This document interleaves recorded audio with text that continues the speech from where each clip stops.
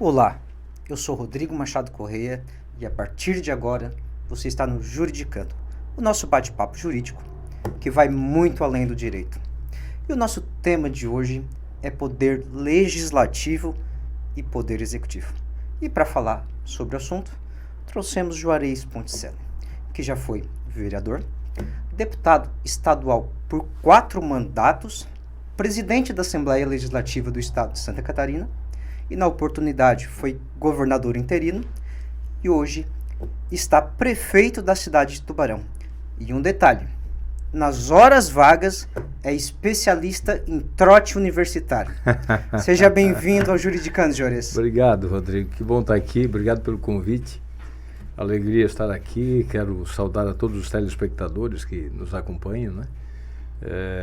Bom bater esse papo aqui e lembrar das histórias do nosso curso de Direito. Então vamos iniciar por essa história, uma história que me levou à análise, foram anos de sofrimento, tive que tratar isso com um psicanalista. Fala para nós sobre essa história do trote universitário. Rodrigo, primeiro dizer que você era de uma turma posterior à minha, você é da turma de 96A, eu sou 95B. Eu sou da segunda turma do Direito Matutino e não concluí o curso até hoje. Não porque eu esteja rodando até aqui, né? É porque os mandatos... Eu estava com o curso regular até 98, quando fui eleito deputado por primeiro mandato. Eu ingressei, como disse, 95B. 96 fui eleito vereador da cidade. Eu lembro, eu já era estudante do curso de Direito. Continuei o curso, até 98 tudo certo. Aí, em 1º de fevereiro de 99, assumi o primeiro mandato de deputado. Aí eu já comecei a ter dificuldades para conciliar o curso. Eu me lembro que teve eu fazia assim, tentei durante o mandato conciliar algumas matérias. E teve uma matéria, era Direito Administrativo 3, se não me falha a memória. A Patrícia, que é procuradora do município, era professora. E eu tinha... O meu problema não era nem o conteúdo, era frequência. Eu fazia essa cadeira na segunda-feira de manhã. E antes disso eu deixava o meu filho no colégio e geralmente eu tinha entrevistas também nesse período ou agendas. Então eu tinha muito problema de conseguir manter a frequência. E eu sei que a primeira aula que eu fui daquela cadeira era já a 4ª aula, a primeira que eu conseguia. Eu não conhecia nem a ementa da cadeira. E eu cheguei na sala, deixei o meu filho no colégio antes, cheguei na sala por volta de 8h15, a sala em silêncio total. Era prova. Direito Administrativo. Na primeira aula que eu fui, já era prova. Aí a Patrícia assim, bom dia, deputado, seja bem-vindo, aqui está a sua prova. Mas eu não conhecia nem a ementa da matéria, ou seja, eu não tinha conteúdo nenhum, não sabia nem que tinha prova. E eu fui o último a começar a prova, modéstia à parte, e o primeiro a entregar. Porque direito administrativo era o meu dia a dia na Assembleia. Dos 16 anos de mandato de deputado, durante 14 anos consecutivos eu fui membro da Comissão de Constituição e Justiça. E a Comissão de Constituição e Justiça é a mais importante de todas. Ela é o nascedouro e o morredouro de todos os projetos. Então, ali você realmente faz o debate das matérias. E ela me proporcionou um aprendizado extraordinário. Aquilo que caiu na prova era basicamente o que eu vivia na Comissão de Constituição e Justiça ou no mandato parlamentar. E eu fui o primeiro a entregar. Você sabe que eu tirei a maior nota daquela prova, enquanto a maioria da turma tirou nota 6, 7, eu tirei nota 9. Então, mas logo na sequência tive que trancar exatamente por não cumprir os 75% de frequência, eu não conseguia. Pretende voltar? Talvez quando terminar os meus mandatos, né? Sim, mas não respondeu a minha pergunta. Mas aí deixa... fugir aqui do assunto do trote. Vamos lembrar, aí em 96B, quando vocês entraram, a gente já era veteranos, né, do matutino, éramos a segunda turma. E aí a gente pensou, vamos pegar essa calorada aí e aplicar um trote. E eles me escolheram como professor Carrasco. Então, eu lembro bem. Foi combinado que eu entraria na sala com 5 colegas veteranos, infiltrados na turma de vocês, e eu iria me apresentar como um professor diabólico, digamos assim. o temido, o terror, o carrasco da turma. E quando eu cheguei um pouquinho atrasado propositalmente. Aí esses 5 infiltrados da minha turma já começaram a meter terror em vocês, calouros. E começaram a dizer, eu não acredito que esse cara de novo, esse cara é terrível, esse cara é um demônio, esse cara reprova todo mundo, ele pega no pé, ele é... E eu entrei durão, você lembra disso? Cheguei dando uma sacudida eu já. Lembro até hoje da lei que tu explicou que foi a 9.099 a época. E aí eu peguei e disse que no Xerox tinha umas apostilas, tempo do Xerox ainda. No tempo do Xerox. Aí eu disse que tinha umas apostilas. Não, mas tu ficou do início da aula até o intervalo. Sim, torturando. Torturando. 1h30. E pegando no pé daqueles infiltrados da minha turma. Expulsou um infiltrado da turma. Sim, a Zanata de Criciúma, eu cheguei a dizer para ela, você tem certeza que vai tentar essa cadeira comigo de novo? Você já reprovou 3 vezes comigo. Eu recomendo que você espere um outro semestre, faça com outro professor. Comigo você não vai passar novamente. Nesses termos. E ela, todo mundo calado. E ela pegou o material, saiu da sala e disse, com esse louco eu não fico. Eu vou trancar minha matrícula. E aí imagina, né, para você que nos assiste, imagina como ficaram os calouros. Dentre eles o Rodrigo. Segundo dia de aula, numa terça-feira pela manhã. E lá pelas tantas eu disse, olha, o negócio é o seguinte, agora tem uma apostila lá no Xerox que custa, acho que R$10, que naquela época eram 5, eu lembro até hoje, foi R$5. Que era um bom dinheiro. Nós sim, estamos falando 96A. Era um bom dinheiro. Eu me lembro de alunos fazendo cheque. Eu fui um desses alunos. E eles foram alguém foi encarregado, um dos meus, dos infiltrados, sim, foi o encarregado de fazer o recolhimento. De recolher o dinheiro para pegar as tais apostilas. E rendeu um dinheirinho bom, era uma turma grande de vocês. Sim. E depois 60 alunos. Depois de tudo isso, com todo o dinheirinho na mão, teve gente emprestando dinheiro de colegas e tal, porque ninguém queria ficar marcado pelo professor Carrasco já. Levantamos aquele dinheiro todo e reunimos a nossa turma de veteranos e fomos pro Beijo tomar cerveja. Mas depois vocês também fizeram uma festa, nos convidaram com esse dinheiro. Foi divertido, principalmente o alívio depois quando descobrimos que não seria aquele professor, o Carrasco. Aí depois do intervalo entrou a professora Rosângela, se não me engano. Acho que era, né? Acho que era. E para falar sobre introdução ao estudo de direito. Mas foi um trote. E aí, você sabe que tem alguns colegas teus daquela época, dentre eles o Moca, do Montaltino, no restaurante de Criciúma, que é um querido amigo até hoje. O Moca, cada vez que eu vou a Criciúma, cada vez que me encontro com ele, que está numa roda de amigos, ele aproveita para relembrar esse tempo. Foi muito bacana, foi um tempo bom. Né? Naquele tempo, Rodrigo, você deve lembrar, eu levava o meu filho, o Murilo, no carrinho de bebê. O Murilo era recém-nascido. O Murilo nasceu dia 16 de janeiro de 96.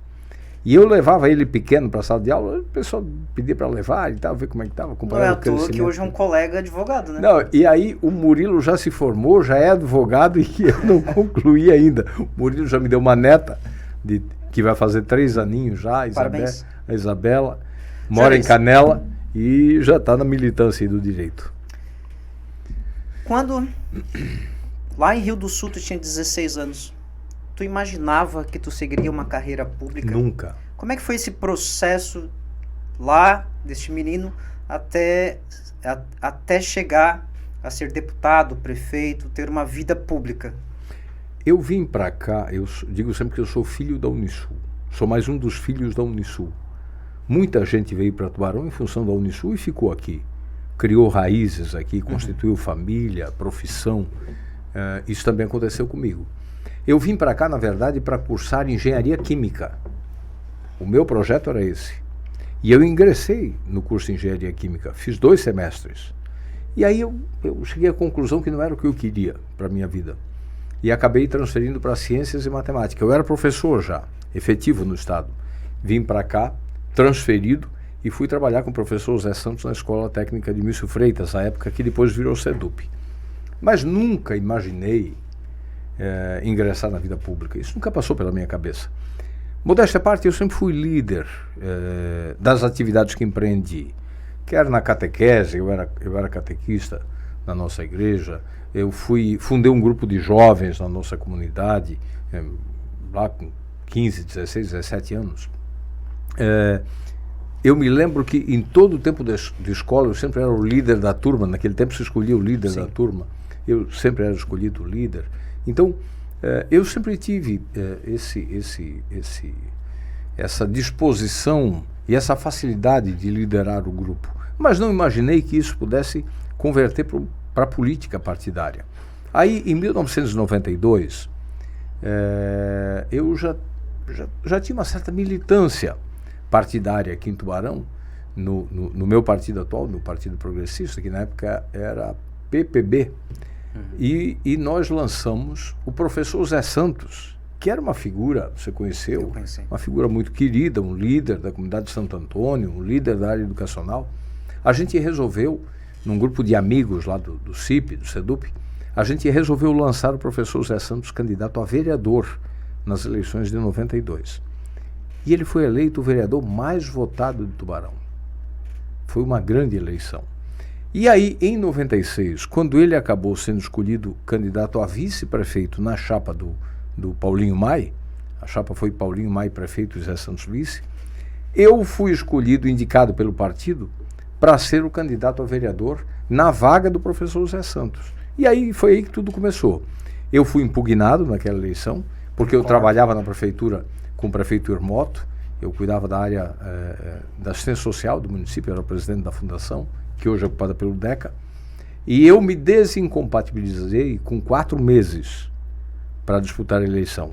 Os meus adversários alegavam que teria que ter sido com 6 meses, mas na verdade a lei dizia que era só 3. Aí houve uma impugnação da minha candidatura aqui em Tubarão, recorri ao TRE, perdi no TRE por 5-1, mas como eu sou aquariano, persistente, e além disso cruza de alemão com italiano, teimoso, eu recorri ao TSE.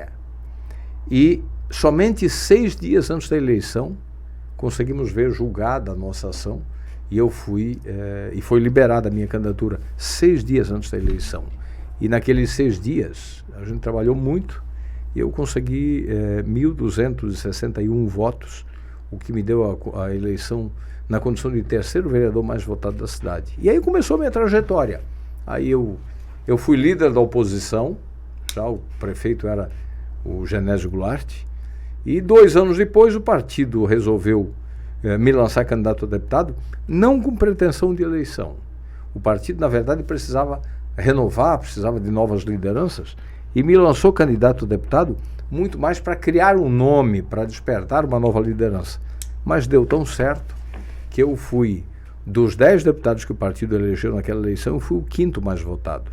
Com 24.557 votos em 98, eu fui eleito deputado estadual, aí por uma série de 4 mandatos de deputado. E sempre com uma votação mais expressiva do que a anterior. Graças a Deus, eu aumentei em todas. Na primeira eu fiz 24.557, na terceira 34.378, na segunda 36.179 e na quarta e última eleição para deputado 49.624 votos. Nesse período que tu esteve na Assembleia Legislativa, quais foram os projetos de lei que tu mais te orgulha de ter aprovado? Ou seja, qual foi o legado do deputado Juarez do estado de Santa Catarina? Eu poderia discorrer sobre uma série de projetos, mas que tornaria muito cansativa essa entrevista e esse programa. Para mim, como eu sou professor, como eu sou pai, como eu sou avô, como eu acredito na transformação pela educação, pela escola, eu acredito que o projeto que a gente conseguiu fazer um grande debate na época, que precisa ser retomado com urgência, foi o projeto que instituiu a Lei Estadual de Combate ao Bullying. Eu apresentei, Rodrigo, esse projeto em 2005. Naquela época, só havia um estado no Brasil que tinha uma lei de combate e enfrentamento ao bullying. Era o estado da Paraíba. Nós somos o 2º estado no Brasil a aprovar uma lei. Depois o Congresso Nacional aprovou uma lei federal, com o autor foi o deputado Vieira Cunha, do Rio Grande do Sul. E a gente fez um grande debate sobre essa lei. a lei de combate ao bullying. Você sabe que naquela época era difícil falar de bullying, hoje em dia é mais fácil. O bullying é um termo que nem tradução para o português tem, mas a gente sabe o que é. O bullying é causa... Acontece principalmente quando se é calouro universitário, se vai para o curso de Direito e tem um trote com um professor carrasco. Foi bullying. Por um intervalo. Foi bullying. Foram 2 horas de bullying. Ou seja, ainda bem que não tinha lei, senão já poderia sofrer sanções. Mas aquele ainda foi um bullying que causou uma pequena tortura, mas não tanto quanto outros praticam. Né? A gente sabe nós temos vários casos no Brasil e no mundo de suicídio, de homicídio, de ataques em escolas. Que fica mais grave com a amplitude das redes sociais no momento. O cyberbullying, cyberbullying é hoje uma ferramenta de destruição, de sofrimento, de dor, de muito suicídio. Aliás, nós tivemos na semana passada, na sexta-feira passada, a abertura da 2ª Conferência Municipal de Saúde Mental. E lá no Salão Nobre da Unisul, na abertura da conferência, eu falava exatamente sobre isso. Talvez uma conferência de saúde mental não tenha sido em nenhum outro tempo tão importante quanto agora nesse pós-pandemia. Nós já tínhamos uma tendência mundial de crescimento das doenças emocionais, das doenças mentais, das demências. Antes da pandemia, a gente já tinha uma tendência mundial sobre isso. A OMS já alertava para isso. Isso no pós-pandemia se agravou muito mais. Nós vamos levar muito tempo, Rodrigo, para curar os estragos da pandemia, no emocional e no mental, principalmente nas nossas crianças, adolescentes e jovens. Eu encontrei, nesse verão, com uma pesquisadora de uma grande indústria farmacêutica. Ela me disse dos altos valores que a empresa que ela trabalha está investindo no desenvolvimento de novos medicamentos para o enfrentamento das doenças emocionais e mentais, reflexo, efeito da pandemia. E eu acrescentava lá na minha fala, na abertura da conferência, que além dos reflexos diversos da pandemia, física ou emocionalmente, nós temos os efeitos maléficos dessa coisa que se constituiu para o lado ruim, as redes sociais. Se de um lado as redes sociais democratizaram a comunicação, a troca de informação, se deram mais voz para as pessoas, mas também deram muita voz para imbecis, deram muita voz para futilidades, deram muita voz para vidas abstratas, para vidas irreais, para vidas fake news, para falsas felicidades que são vendidas nessas redes e que despertam sofrimento em outras pessoas por acreditar que aquilo é real, que há pessoas que vivem em plena e constante e permanente felicidade e ela não tem. E vamos lá, nós todos temos que correr atrás da felicidade. Mas a felicidade tem que ser uma conquista diária, de horas, de minutos, de segundos. Ela tem que ser conquistada, reconquistada a cada tempo. Você não é feliz permanentemente. Você não alcança esse status e estabiliza nisso. A vida é uma vida compartilhada de momentos felizes e outros nem tantos. E isso acontece para todas as pessoas. Mas muitas ferramentas, inclusive de redes sociais e de motivações, levam alguns a acreditar nessa falsa realidade da felicidade plena, duradoura, permanente, que causa sofrimento em outros. Então, os efeitos dessa vida abstrata de mídias sociais também acaba por gerar sofrimento. Isso também é uma forma de bullying, involuntário até, mas é. Prefeito, tocou na questão da pandemia. Eu imagino que como gestor público, na frente da maior crise mundial de saúde, principalmente no início da pandemia, tenha sido um pouco assustador.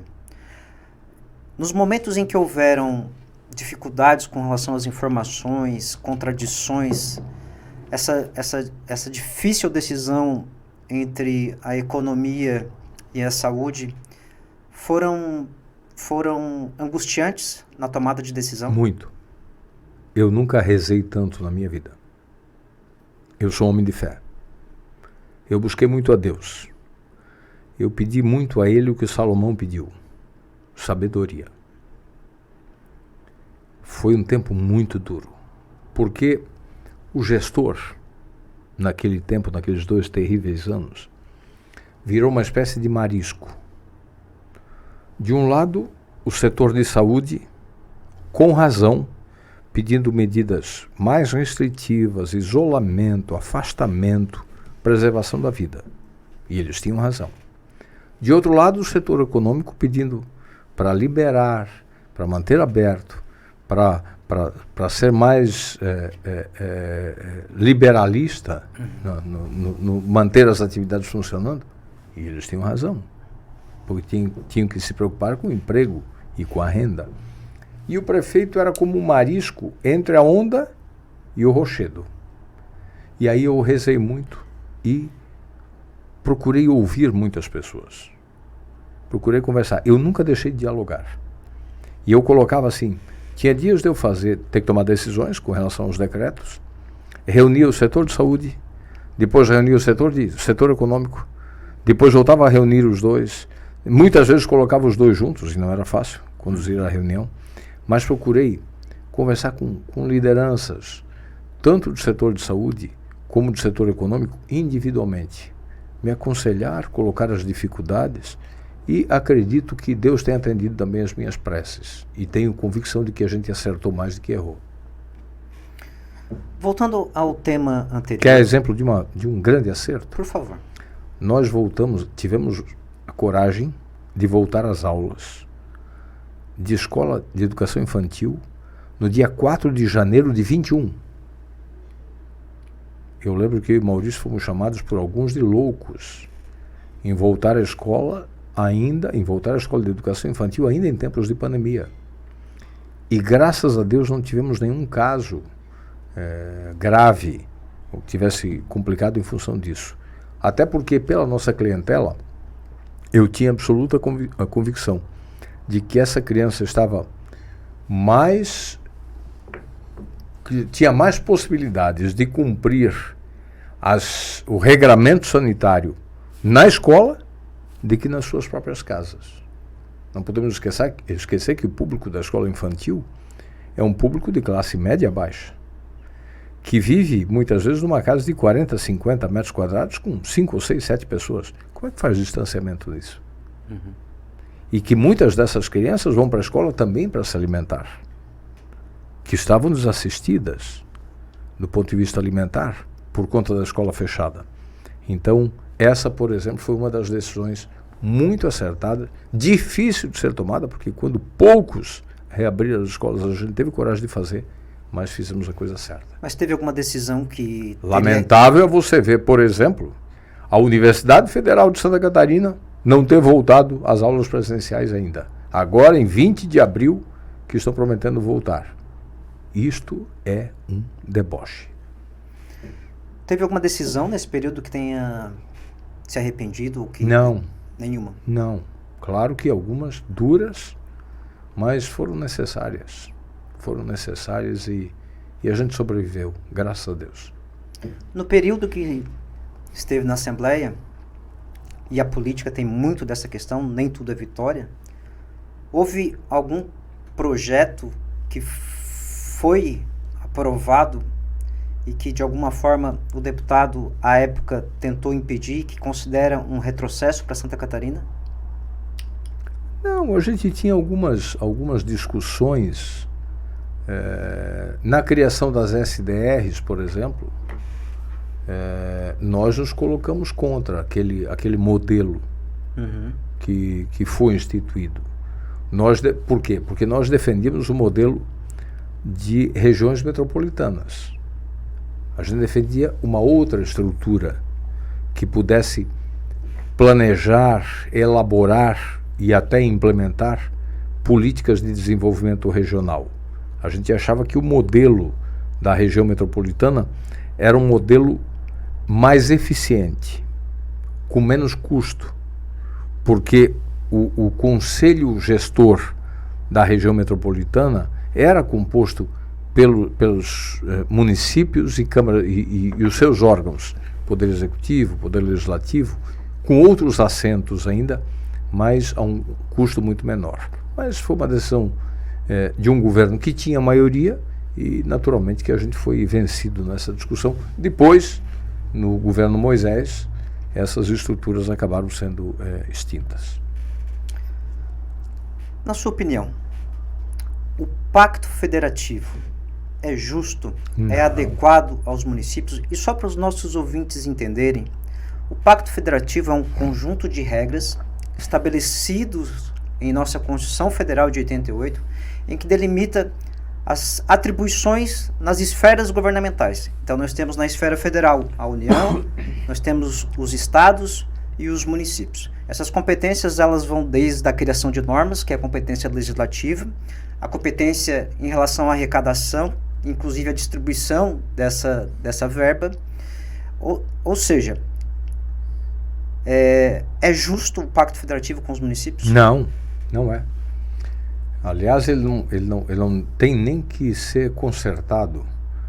Ele tem que ser abandonado e ser refeito. Não tem conserto para esse pacto que está aí. Porque esse modelo federativo que nós temos, ele fortalece demais o ente nacional e enfraqueceu demais o ente municipal, que é onde as pessoas vivem. Rodrigo, o teu endereço não é nem no Estado nem na União. O endereço da tua casa é numa rua de um bairro do município de Tubarão, mas que poderia ser em qualquer um dos 5.570 municípios do Brasil. As tuas dores não estão nem no Estado nem na União.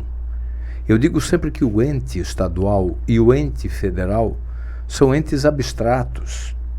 O ente municipal é concreto, porque é nele que você tem as suas demandas. É nele que você precisa de transporte coletivo, é nele que você precisa de saúde, é nele que você precisa de educação, é nele que você precisa de iluminação pública, é nele que você precisa de infraestrutura. E o grosso do bolo tributário não está aqui. Dessas 5.570 estruturas chamadas município, que é onde vivem os 220 milhões de brasileiros, ficam pouco mais de 10% de tudo que se arrecada no Brasil. Nos estados, pouco mais de 20%. E na União, quase 70%. Aí, num país continental como o nosso, com um governo um modelo absolutamente centralizado em Brasília, onde quase 70% de tudo que se arrecada vai para lá. Como eu digo sempre, vai de bitrem e volta de carrinho de mão. Na base da humilhação, de romarias, de prefeitos. Para Brasília o tempo todo é um vai e vem sem tamanho de prefeitos mendigando no Congresso Nacional e nas estruturas do governo federal para implementar as políticas públicas que esse mesmo Congresso impõe goela abaixo.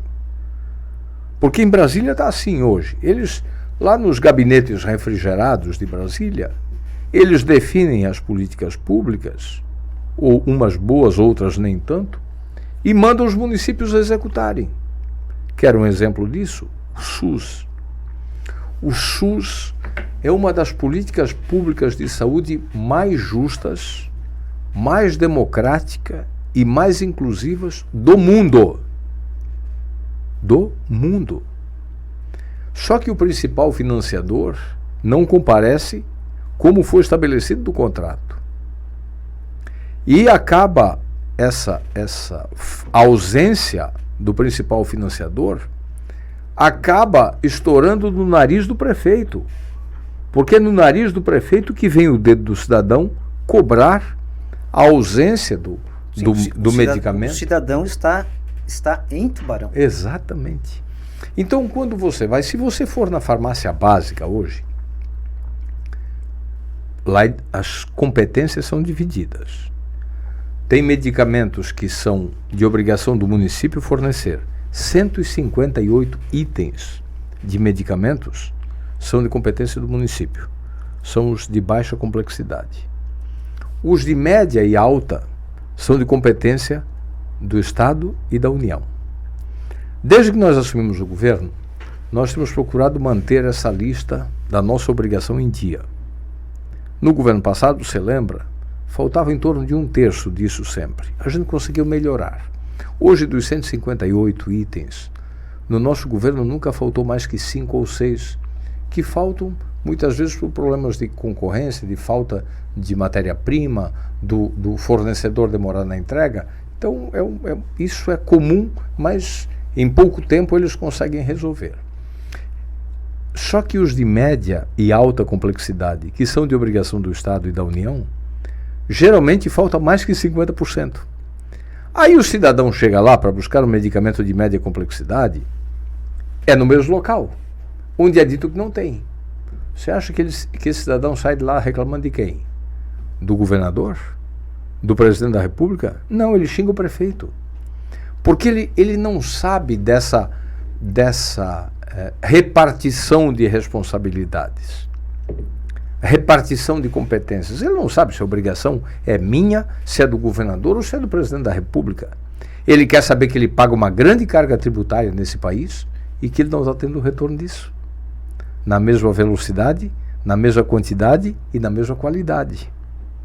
Então, o pacto tem que ser reconstruído para fortalecer esse ente que você mora. Até porque, Rodrigo, é muito mais fácil fiscalizar e controlar a boa aplicação do recurso público aqui no município de que controlar o do Estado ou da União. Por quê? Porque eles estão mais longe dos seus olhos como cidadão, como advogado. Mas não precisa ser como advogado só, pode ser como cidadão. Porque se você testemunhar a má aplicação do recurso público que o meu governo está fazendo, você não tem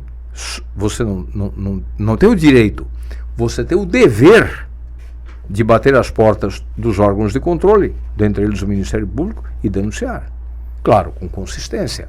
Dizer, olha, vim aqui como cidadão para dizer que o meu imposto, que o imposto que eu paguei não está sendo bem aplicado em tal área.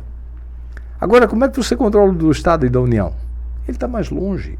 Por isso eu digo sempre que o IPTU, embora seja um imposto que a gente paga com mais raiva, né, porque vem aquele carnezinho todo ano, você paga imposto de renda no contra-cheque. Nem vê, ele nem cai na tua conta, ele já é sequestrado antes. Não é o caso dos advogados, eles pagam sempre agora em abril. Né? No caso de profissional liberal, né? Maio agora, nesse caso. Mas o servidor público, por exemplo, ou é sequestrado no 27,5% já na fonte. Ou o imposto da energia elétrica. Você paga embutido ali, são poucos os que vão ver o detalhamento da fatura.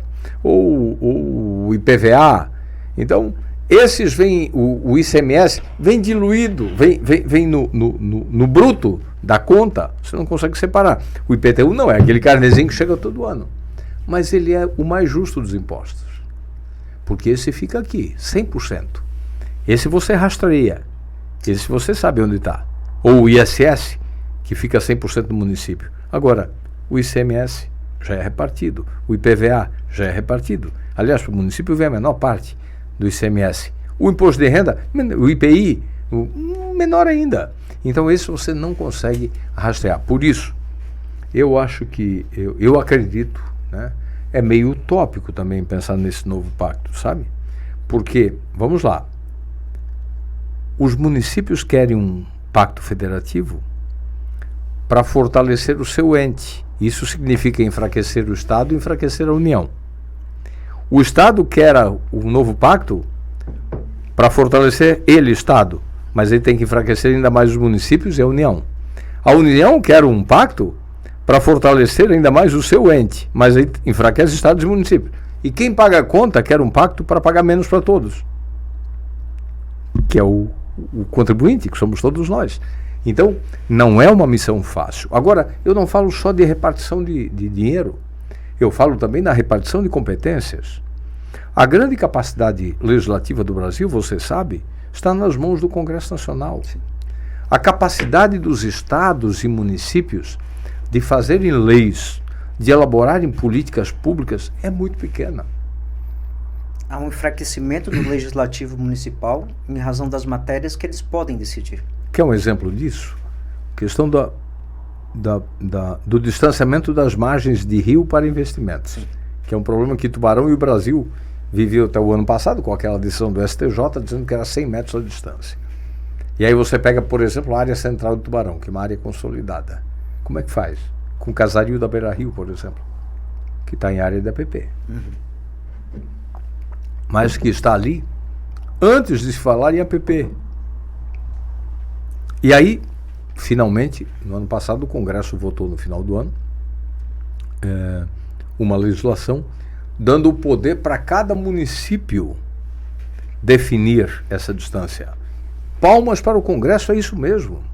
Porque nós vivemos num país continental. Nós vivemos num país cujas necessidades do Oiapoque não são necessariamente as mesmas do Chuí. Pelo contrário, o Oiapoque e o Chuí são cidades com características antagônicas. Se dentro do próprio estado a gente já tem características antagônicas de uma região para outra, imagine num país com quase 9 milhões de quilômetros quadrados. Agora não. Agora o Congresso disse, olha, quem tem que discutir a distância mínima para empreendimentos das margens do Rio Tubarão é o município de Tubarão, através das suas estruturas, do CONDEMA, do Conselho das Cidades, da Câmara de Vereadores. E foi essa discussão que a gente fez. E na área central já definimos que nós vamos reduzir essa distância para 25 metros. Para preservar a área consolidada. Senão, como é que a gente faz? Repito, o Casario da Beira-Rio, que está ali há mais de 100 anos. A gente vai lá agora e derruba? Saca a propriedade do cidadão? Não pode ser assim. Ou o empreendimento que o Angeloni havia iniciado. Vai alterar alguma coisa fazer esse empreendimento na área que era da Comate, que tinha uma edificação há mais de 50, 60 anos? O que tinha que acontecer ali já aconteceu.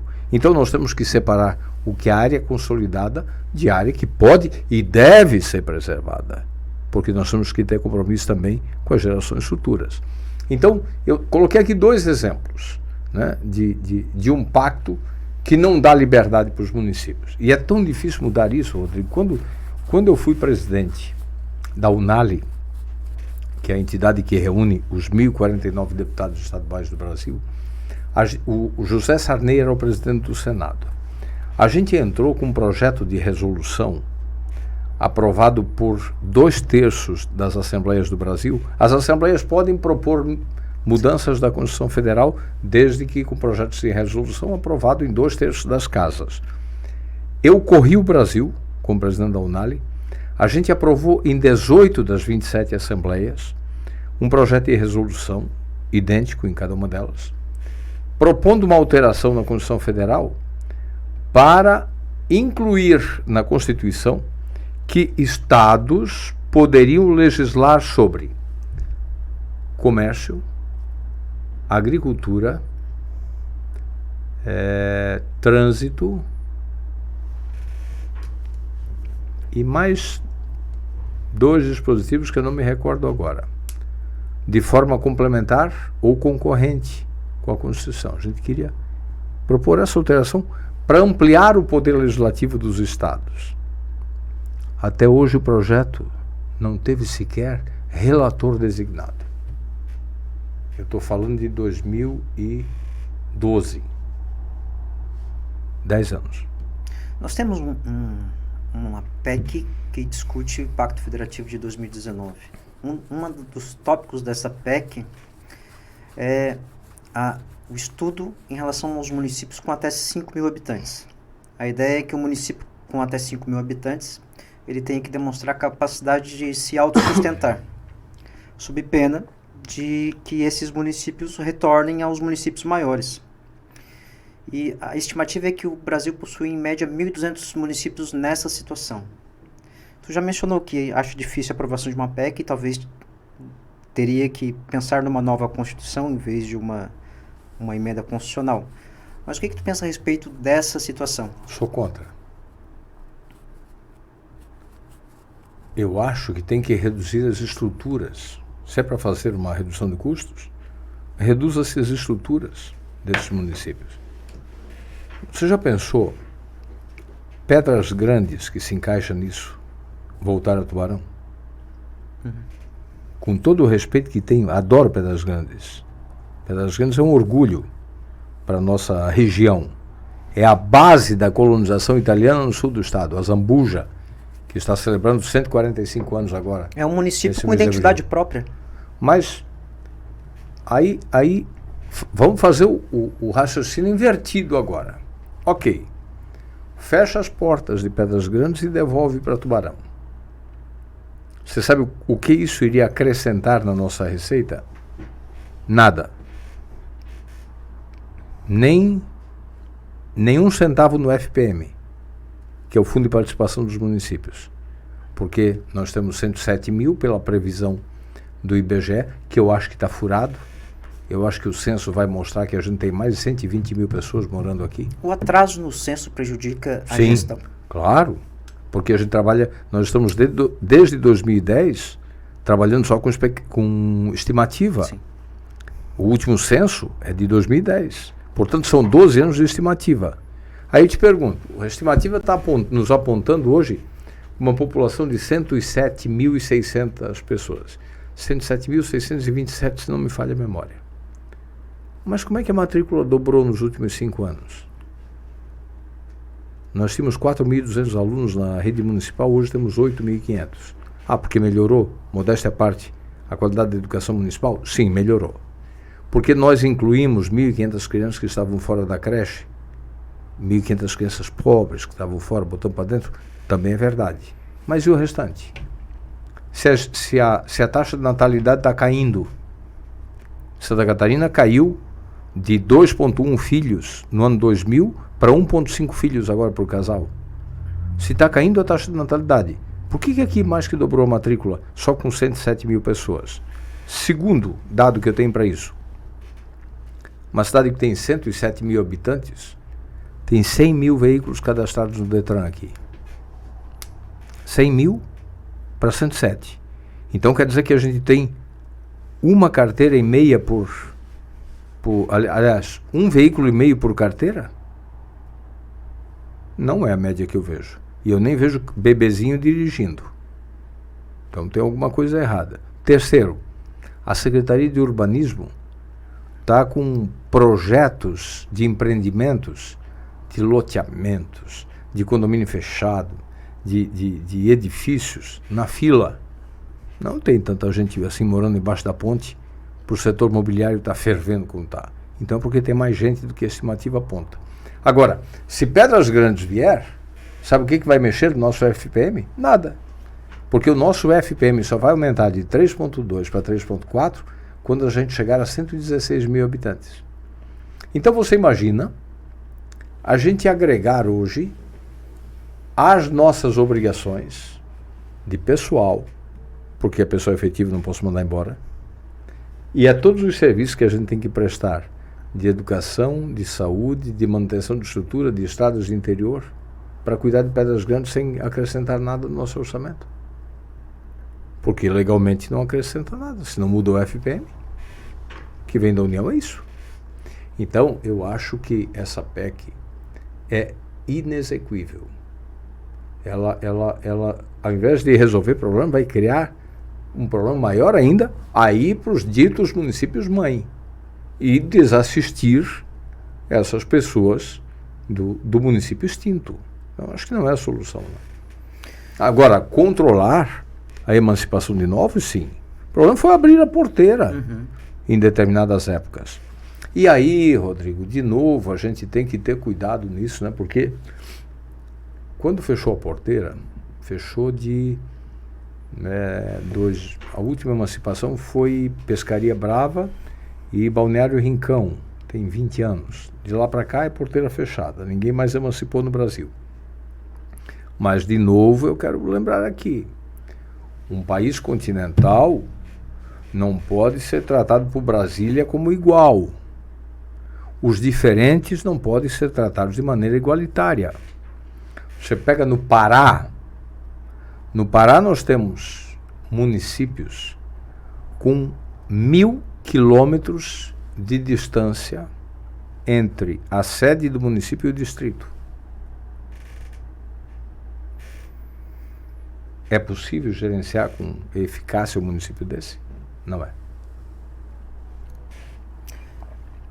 A questão da educação. Nós temos uma limitação com relação aos gastos públicos e à educação. Uma porcentagem necessariamente precisa ser gasto em educação e saúde. Se eu não me engano, 25%. 25 e 15. É possível os municípios trabalharem com uma margem maior? Nós trabalhamos. Eu vou te dar os números que você pode consultar no Tribunal de Contas. Quando nós assumimos a prefeitura, até 2016, o município de Tubarão aplicava em média de 25% a 28% em educação. Ou seja, mesmo anterior ao meu tempo de governo, se você pegar um time de 10 anos, você vai ver que nunca se aplicou sempre em torno disso, de 25% a 28%. A partir de 2017, nós elevamos isso para 32%. Nós aumentamos mais 4%. Só baixamos em 2021, 2021 por causa da pandemia. Mas assim mesmo, em plena pandemia, nós ainda chegamos a quase 29%. Quando a maioria dos municípios foram bater a porta do Congresso Nacional para pedir uma lei para desobrigar do cumprimento do 25%. Porque a maior parte do Brasil não chegou nos 25% na pandemia. E nós chegamos a 29%. Então, para nós, e nem poderia ser diferente para mim que sou professor, para nós investir em educação não é cumprir dispositivo constitucional. É prioridade de governo. Porque só a educação transforma. Ô, Rodrigo, essas 1.500 crianças que estavam fora da creche vão mudar a vida dessa cidade daqui a 20 anos.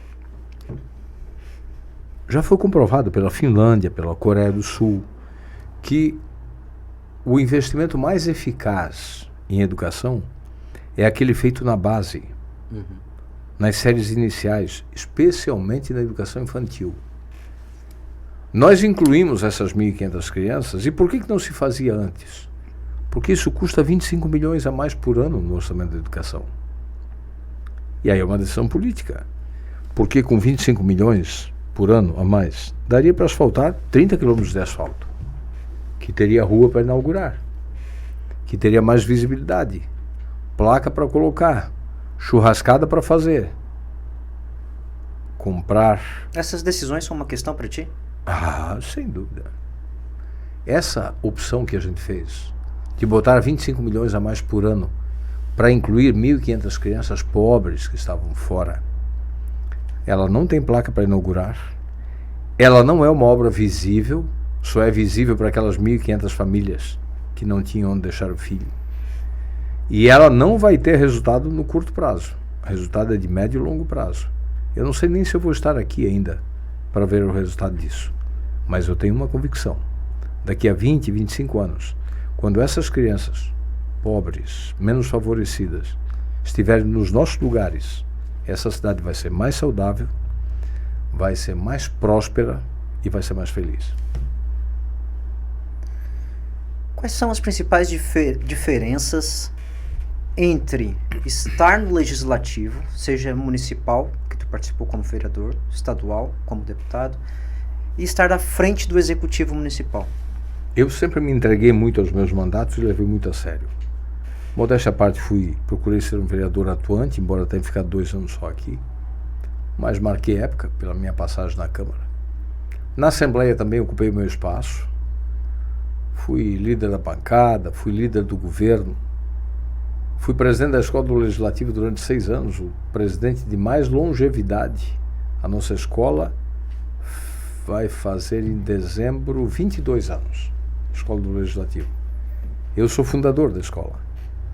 E foi eu que denominei professor Lício Mauro, deputado Lício Mauro da Silveira, que também era professor, por ocasião da morte do deputado Lício, e, ironicamente, no dia do professor, dia 15 de outubro de 2010. E, inclusive, na última segunda-feira, eu participei de um debate nacional sobre isso com o Cristóvão Buarque, com o senador Fogaça, sobre escolas do Legislativo. A nossa é a terceira escola fundada no Brasil. E então foi uma honra para mim poder dirigir a nossa escola por tanto tempo também. Como disse o presidente, que mais tempo dirigia a nossa escola. E cheguei à presidência da Assembleia. Ora, então eu não fui um deputado de passagem rasa. Eu ocupei o meu espaço. E me dediquei, me destaquei, modéstia à parte. Mas eu quero te dizer uma coisa. Eu achava que o parlamento era o melhor mandato. Me enganei. Depois que vim para o executivo, eu percebi que o mais realizador dos mandatos é o mandato no executivo. É o que faz mais bem para o coração e para a alma. É um mandato duro, sabe, Rodrigo? Porque você é prefeito 25 horas por dia. O prefeito é o responsável pelas coisas boas e ruins que acontecem na cidade. Mas ele também tem o poder da caneta de decidir. E decidir para fazer o bem ou o mal. E quando a gente consegue fazer coisas boas, que eu considero, como essa de tirar 1.500 crianças da margem da escola e colocar dentro de uma escola com boa alimentação, com boa educação, e ter a certeza que isso vai ajudá-la a ser mais feliz, isso é muito gratificante. Quando você consegue entregar um equipamento com a ponte Paulinho Maia depois de 40 anos para fazer a travessia do nosso rio. Quando foi inaugurada a última ponte, que foi a ponte de Unei Chaves Cabral, em 82, a frota da cidade deveria ser de 30, 40 mil veículos. Hoje é 100 mil. E nesse tempo não foi feito mais nenhuma. Então, ou quando você consegue correr atrás da solução para a grande ferida que a cidade tinha. Eu tinha muita vergonha de nós não termos, numa cidade desse porte, nenhum metro de esgoto coletado e tratado até 2017. E a gente enfrentou. E se a história for justa, ela vai ter que escrever que foi no meu tempo de governo e do Caio que a gente saiu do 0 de coleta e tratamento de esgoto para 31% já. Com dor. Com a cidade rasgada para enterrar cano. A minha popularidade, quando a gente começou esse processo, caiu para menos de 20%.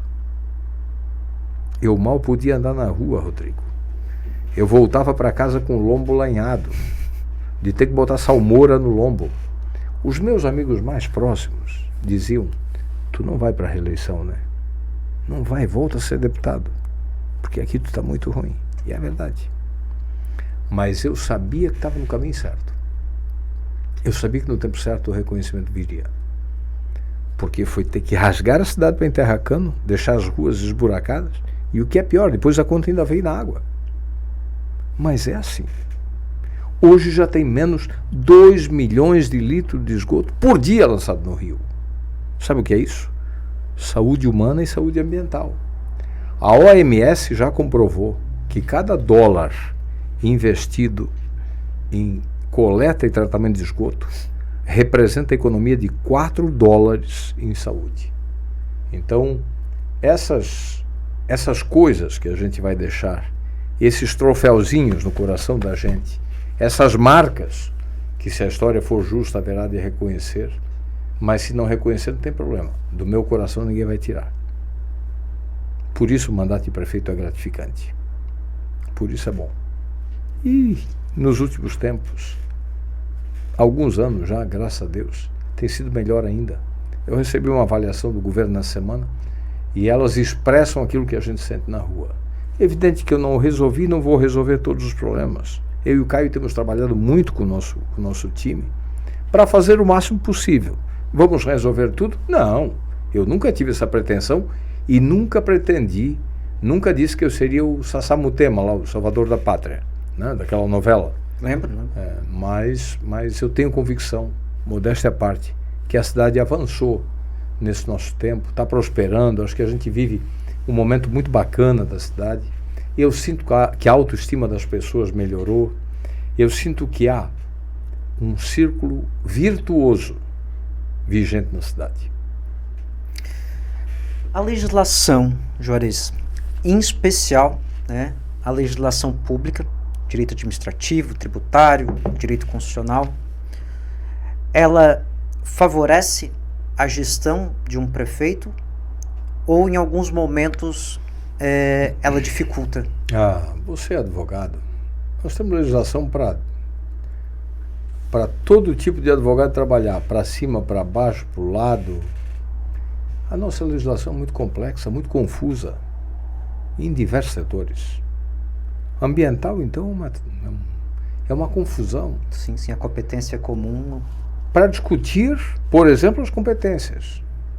Até onde vão as competências de uma fundação municipal de meio ambiente, onde entra e onde se encerra a estadual, e onde entra e onde se encerra a federal.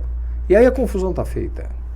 É uma misturança para teses de todo lado. E aí muitas vezes os órgãos de controle também, um começa a tomar conta do papel do outro, e é uma confusão sem tamanho. Então nós teríamos que enxugar muito a nossa legislação, dar uma varrida nisso.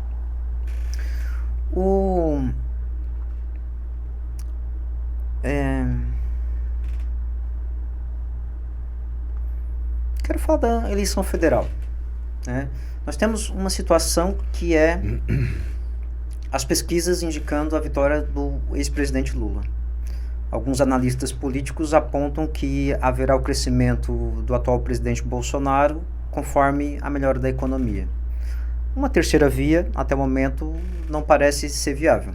Na tua opinião, como é que termina essa eleição? Olha, eu ainda sonho com uma terceira via. Nada contra A ou B. Mas eu gostaria de ter um projeto diferente. Há tempo para isso? Cada vez menos. Cada vez menos. Acho que aqueles que poderiam liderar esse processo não estão se entendendo.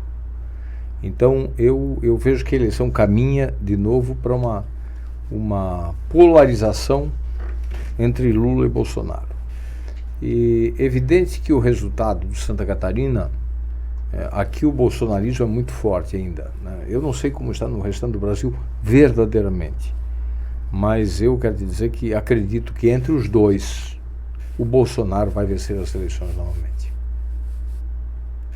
Acredito que se ficar nisso, e o tempo para uma terceira via se esvai cada vez mais, eu acredito que vai ser uma eleição sangrenta. Eu me preocupo muito com o nível do debate que vai acontecer. Eu me preocupo muito com esses extremismos, com essa intolerância das duas pontas. Eu não gosto de radicalismos. Eu sou um político de centro. Eu acho que tanto esquerda quanto direita tem coisas boas e coisas que não prestam para oferecer. E eu sou um político do diálogo. E está difícil dialogar com esses extremismos. Porque hoje está assim. Se você aponta um erro do governo Bolsonaro, e ele tem muitos erros, tem muitos acertos? Muitos, mas também tem erros. A questão da vacina, por exemplo, foi um festival. Mas se você aponta um erro do governo Bolsonaro, em que pese ter muitos acertos, você já é taxado de comunista ou de lulista. Se você faz o inverso, também é verdadeiro. Você aponta um erro do governo do Lula, você é chamado de bolsomínio. Então, assim, está uma intolerância. Alto lá, eu não sou nem esquerda nem direita. Eu quero poder conversar. Eu quero poder compor. Tem ideias boas aqui, tem lá, tem coisas que não prestam aqui, tem lá, vamos separar isso. Mas não, a gente está sem espaço para isso no Brasil, né? Eu acho que essa intolerância me preocupa. Isso não faz bem para a democracia. Por isso eu gostaria de ter uma alternativa. Alguém que pudesse reunir o Brasil de novo, Rodrigo. Eu queria muito ter uma liderança e alguém que pudesse, não, vem cá, vamos sentar aqui. Quem seria? Eu acho que só teria um, que acho que perdeu o time também, Eduardo Leite. Acho que porque eu não sei se o Dória vai recuar para ele. O Dória não vai a lugar nenhum, na minha opinião. É o tipo de líder que eu não confio, que não representa nenhuma possibilidade de terceira via. Acho que o único que poderia reunir essa condição de sentar com todos seria o Eduardo Leite, por conta da sua juventude, por conta da transparência da forma que ele faz política, como fez no Rio Grande do Sul, das convicções que ele tem. Ele tem, por exemplo, a defesa forte de um novo pacto federativo. Sabe por quê? Porque ele foi prefeito. Ah, mas o Dória também foi prefeito. Sim, o Dória foi prefeito de São Paulo. Prefeito de São Paulo não vale. São Paulo é o terceiro orçamento do Brasil. O maior é o da União, o segundo é do Estado de São Paulo, o terceiro do município de São Paulo. Não vale, né? Sim. O Eduardo Leite foi prefeito de Pelotas. Mas como é que fica essa relação? De uma cidade interior. Essa relação das prévias do partido. Pois é. Porque houve as prévias, em tese, um processo democrático e houve uma decisão. Democrático, sim. Não sei se foi legítimo, né? Aquela parada lá no domingo Do aplicativo. para voltar só no outro. Não é do meu partido, não tem que opinar nisso. Mas aquilo ali, eu vi umas fumacinhas diferentes aí. Eu acho que se tivesse concluído o processo naquele domingo, o Eduardo Leite ia ganhar. Talvez alguns tenham identificado isso. Mas o Dória empolgou quem, Jacaré? Não empolgou ninguém. Acho que o Eduardo Leite, pela sua juventude, pela sua transparência, pelas suas convicções, pelas verdades que ele expressa, como prefeito, como governador, eu acho que ele poderia, sim, representar isso. Mas, como te disse, também vejo o tempo se esvaindo. E acho que vai afunilar entre o Lula e o Bolsonaro. E nesse caso, eu votarei Bolsonaro. Daqui 2 anos termina o teu mandato. 2 e 9 meses, né? Me deixa esses 9 meses. Qual vai ser o teu maior orgulho? Qual é o teu legado para Tubarão? Já foi realizado? Ainda está sendo realizado? Eu acho que é um tijolinho. A cada dia a gente coloca mais um tijolinho. A maior obra que eu vou deixar já está feita. Essa é invisível da fila de creche zerada. Eu não abro mão disso. E a fila é online, controlada pelo Ministério Público e pela Vara da Família. Isso tem que ser preservado todo dia, porque todo dia chega criança nova, nasce, e tem muita migração aqui, tem muita gente vindo para cá. A crise econômica também tira muita gente do sistema particular e leva para o público. Então manter essa fila zerada é um desafio. Essa é a maior obra, ela já está feita. As outras são necessárias para a gente continuar crescendo. Mais asfalto, mais infraestrutura, 100% das escolas reformadas e revitalizadas, melhor estrutura de educação, o centro de referência Manuel Bertoncini funcionando, nosso centro de inovação funcionando, tem um monte de coisa ainda para a gente entregar. Estamos caminhando para o final. Vou fazer a minha última pergunta. E é uma brincadeira. Vamos imaginar que tu tem a oportunidade de voltar no tempo.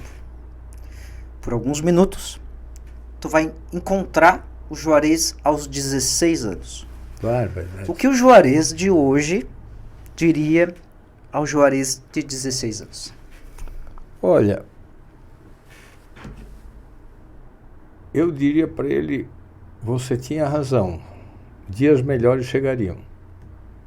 Porque o Juarez de 16 anos estava fritando bolinho de carne e pastel na lanchonete do Nardelão, lá em Rio do Sul. E eu morava numa pensão, eu sou filho de colonos, com muito orgulho, que morava em Pouso Redondo, e eu fui morar em Rio do Sul para estudar. Em Pouso Redondo não tinha ensino médio na época. Mas de família muito pobre, eu tinha que ir trabalhar de dia para estudar à noite, pagar o colégio. Colégio Dom Bosco e depois o Instituto Maria Auxiliadora, ambos salesianos. Aí eu trabalhava de dia na lanchonete do Nardelão, só que a pensão era muito longe, era num bairro, e o colégio no centro. E eu não tinha tempo de sair da lanchonete para ir em casa tomar banho e ir para o colégio. Então eu saía da lanchonete e ia direto para o colégio, cheirando fritura, cheirando gordura. Aí o Jovino, que era o dono do supermercado, sabendo disso, ele me tirou da lanchonete e me colocou de empacotador de caixa. Pelo menos aí no caixa não ficava com cheiro de fritura, para não ter que ir para o colégio assim. Mas aquele cara que estava lá, ou fritando bolinho de carne, ou fritando pastel, foi um cara que nunca desistiu dos seus sonhos. E se eu pudesse olhar para ele hoje, voltar e encarar ele, eu ia dizer, você tinha razão. Acreditou nos seus sonhos e eles se tornaram realidade. Alguns até que eu não sonhava. Eu sonhava fazer uma faculdade e seguir a minha vida como engenheiro químico. Depois passei a sonhar em ser professor, que eu já tinha ingressado, já era professor primário, quando mudei aqui de engenharia química para ciência. Mas eu diria isso para aquele cara, valeu a pena acreditar nos seus sonhos. Prefeito, muito obrigado pela presença aqui no Juridicando. O espaço é seu, por favor, fique à vontade. Para concluir isso, cada vez que eu vou a Rio do Sul, e nessa semana eu volto para lá. Hoje, eu vou para Rio do Sul passar a Páscoa com a minha família, que há algum tempo, desde que meu pai faleceu, a minha mãe veio morar em Tubarão, e aí a gente tem voltado com pouca frequência lá. Então, nessa Páscoa decidimos nos reunir, rever os parentes lá também.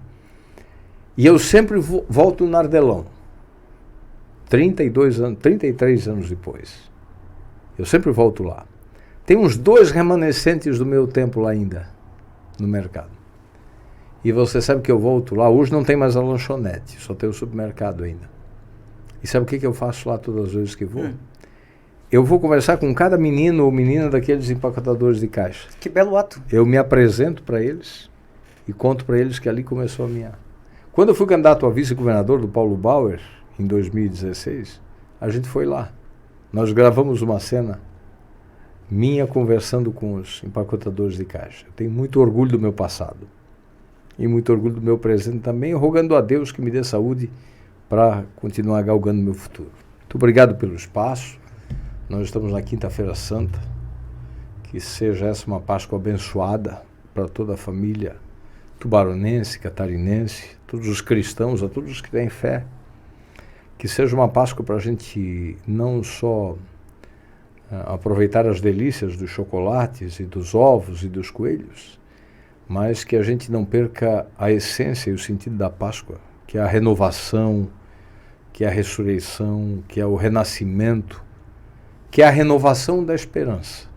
Que Cristo possa renascer nos corações de cada um, para renovar a nossa esperança em dias melhores, para Tubarão, para Santa Catarina e para o Brasil. Perfeito. Obrigado pela participação. Obrigado também. Obrigado a todos os nossos ouvintes. O Juridicando fica por aqui e até a próxima.